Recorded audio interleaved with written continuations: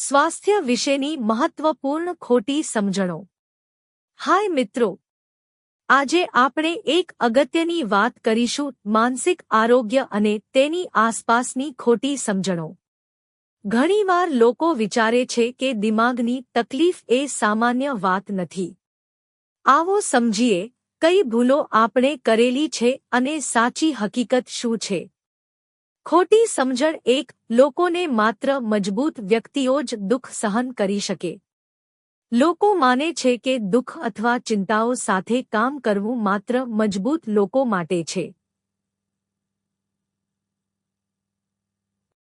હકીકત એ છે કે કોઈ પણ વ્યક્તિ માનસિક મુશ્કેલી અનુભવી શકે છે અને તેનો ઉકેલ મેળવવો સામાન્ય છે। ખોટી સમજણ 2, પ્રોફેશનલ માર્ગદર્શન લેવું જરૂરી નથી।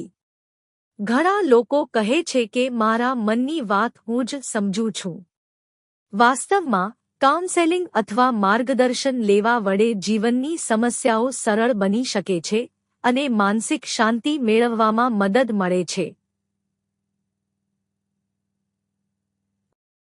ખોટી સમજણ 3, લોકોને માનસિક તકલીફ જણાવીને અન્ય લોકો ઉપર ભાર મૂકવો।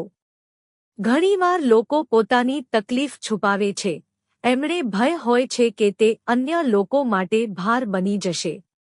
સાચું એ છે કે સારો મિત્ર, પરિવાર કે પ્રોફેશનલ સુનનારી વ્યક્તિ સાથે વાત કરવાથી હળવાશ અને સમજણ મળે છે। ખોટી સમજણ 4, દિમાગની તકલીફ જીવનને સંપૂર્ણ રીતે બદલી દે છે। દરેક મુશ્કેલી જીવને નિષ્ઠ કરે એમ નથી। યોગ્ય ટેકનિક, માર્ગદર્શન અને ટેકો સાથે વ્યક્તિ ફરી સકારાત્મક, કાર્યશીલ અને ખુશ રહી શકે છે।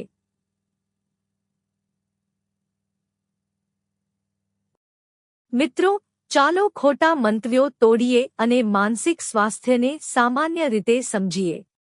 દરેક માટે મદદની લાયકાત છે અને સહાય માંગવી કોઈ પણ રીતે ઓછા પડવાની વાત નથી। જો આ વિડિયો ઉપયોગી લાગ્યો તો લાઇક અને શેર કરશો।